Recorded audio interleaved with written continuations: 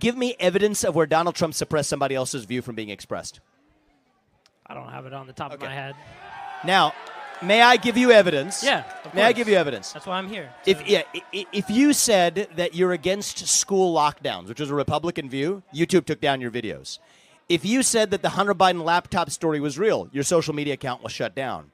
If you said that COVID-19 began in a lab in Wuhan, all of these things we now know to be true, you were shut down, in part at the direction of Democratic, bureaucratic actors, and many in the Democratic Party favoring that to protect the public from so-called misinformation. So I'll ask you again, when you look at the record of evidence of which party has been more in favor of censorship, do you believe right now that's the Democratic Party or the Republican Party?